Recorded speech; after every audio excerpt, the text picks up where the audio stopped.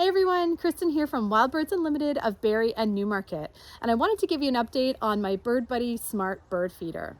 It's been out now for 2 days and it's been a real hit with the birds. I'm getting a lot of different species visiting and they are really enjoying the food and eating from this feeder, which is great. That's exactly what you want. They actually found it relatively quickly in the place that I originally had it out in, but as you'll notice, I'm in a different location than in the video I filmed about how to mount the Bird Buddy Smart Bird Feeder with our Wild Birds Unlimited advanced pole system. And if you haven't watched that video, I highly recommend you do, because our advanced pole system is definitely the way to mount this bird feeder. Now, the reason I moved it was twofold. One, Wi-Fi signal, and two, the battery of the feeder and the solar panel. So let's talk about Wi-Fi. I did check in advance what the Wi-Fi signal was in the original location that I have the feeder in. The app has a great feature where it tells you what the signal is and also what the battery life is on your camera, and that's really, really helpful. So I used the app and I went to the original spot I had it in before I put out the bird feeder, and it said that my Wi-Fi signal was medium, which I thought was okay, but it turns out I don't think medium is really strong enough. I would strongly suggest, before you put out your bird feeder, find a place in your yard with a high rated Wi-Fi signal. And so that's one of the reasons I moved it right here. We're about as close to our Wi-Fi router as I can get. And so there's a really strong signal here. And in this position, it was rated with the Wi-Fi signal as high. So that's great. So the app knows that it's a high Wi-Fi signal, so perfect. If it's a lower signal, what I read was that might mean that your pictures that are being taken might not be uploaded and therefore make it to your phone or the app. So definitely want to get those pictures, or what they call postcards, but with a poor Wi-Fi signal, you're just not going to get that, and I don't think medium is strong enough. So make sure you put it out in a spot where the Wi-Fi signal is strong, or high as they call it. Second reason, battery life. So my feeder does have a solar panel, and I do wish it had a solar panel on both sides of the roof. That would be a lot more versatile in terms of where to put it, because right now you have to position the feeder so that the solar panel is facing directly into the sun as much as possible. So this is southern direction, that's east, so we get a lot of sun in this spot, and the feeder does face this way when it's mounted. So I'm getting a lot of direct sunlight to the solar panel, which is great. In the original place I had it, it wasn't super bright sunlight. So what I found was that the battery just kept going lower and lower and lower. And the battery in the camera do continue to run overnight. It doesn't go to sleep or anything after a period of inactivity. Or maybe it does, but it's still using battery power. So what I found was when I woke up in the morning, the battery had a significant drain on it.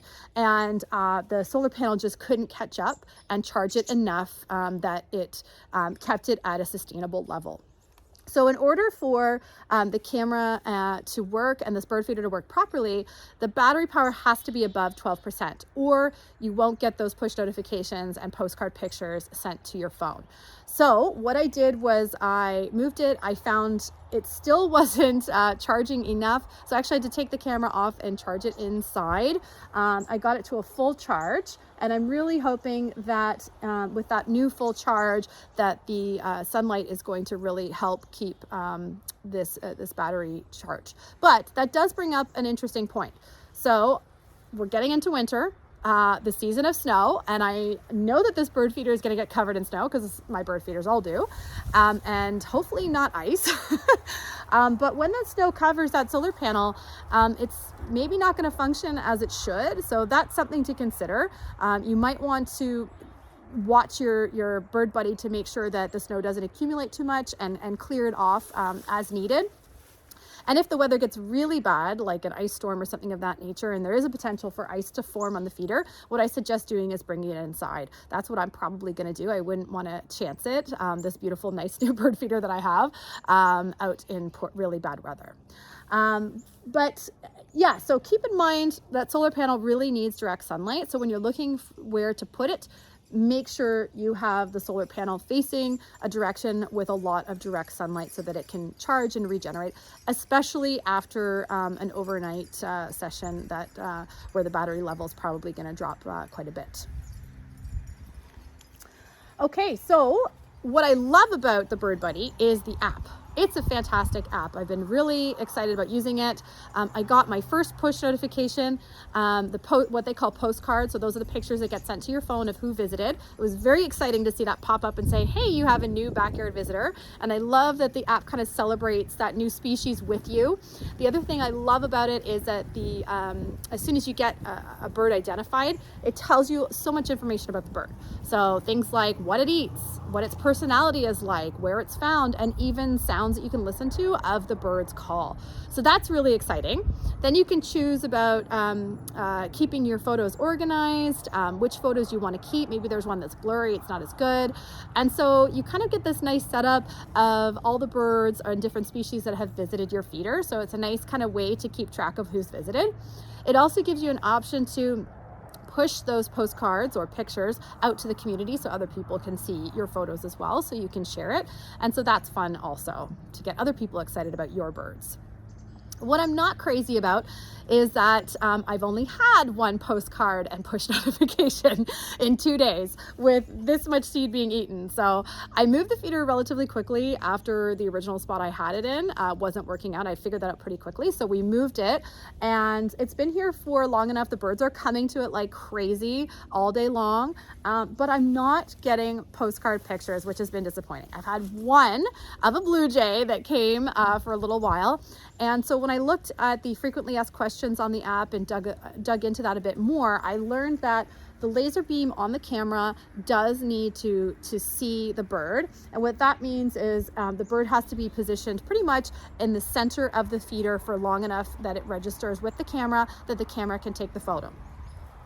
So there's a lot of birds that come to the sides, so it's not capturing those birds coming in.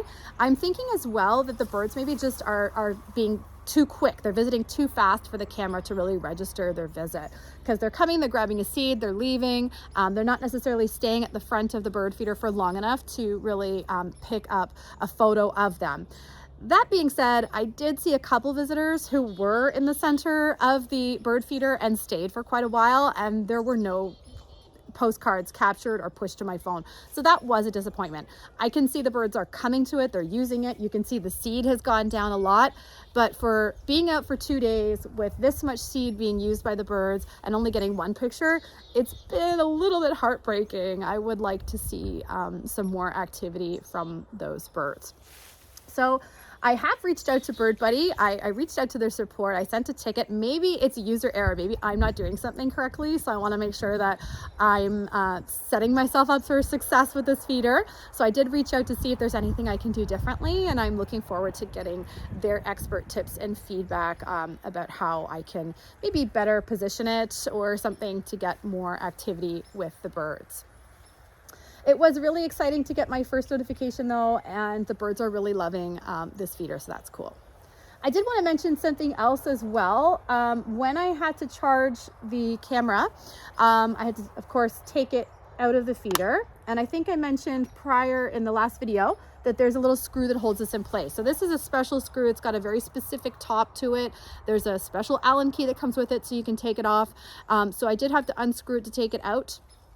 That's a little bit annoying to have to fiddle with this really tiny screw. I can just picture myself in the winter with cold hands trying to take out this little tiny screw with an Allen key. So you don't want to lose your Allen key and you don't want to lose the screw. And I can totally see myself losing that little tiny screw with the special top that probably isn't easily replaced into either a snowbank or under the bushes or whatever. It would be hard if it dropped down to the ground to probably find it again. So I am a little bit concerned about that. What I might do is take that screw out altogether. There's a magnet in here that also holds the camera in place, and I'm hoping that that's kind of good enough because every time you have to charge it, you really don't want to be fiddling around with that camera coming out. And with the cold weather, I mean, Batteries don't do really great in cold weather. That's another concern that I have, that the cold weather is going to impact the battery life, and the solar panel is just not really going to be strong enough to charge it, that I'm going to need to be charging it indoors more often than I thought I would. So from that perspective, that screw is going to get really annoying really fast. But I do understand why they've included the screw. I mean, it's a really nice camera. You don't want it to accidentally fall out or be knocked down. And maybe it's also a bit of a security risk as well. If you're in an area where there's a lot of homes around, you have this beautiful camera that's on your bird feeder. If there's no screw with this special, top on it that someone could easily take your camera off of the feeder, then that wouldn't be good either. So maybe it has a little something to do with security as well. I'm not sure, but I might try it without the screw and see how that goes, because that magnet does do a really good job of holding it in there. So there we have it, 2 days with my bird buddy, and that's my experience and feedback so far. I'd love to hear about how you're liking your bird buddy feeder, and if you have any questions, you can certainly put them below. I'll do my best to answer them with my experience that I've had, my limited bird buddy experience, but I'd be happy to chime in if I can help you. So just drop the questions down below in the comments. That's it for this video. Thank you very much for watching, and I hope you have a great day. We'll see you again soon. Bye for now.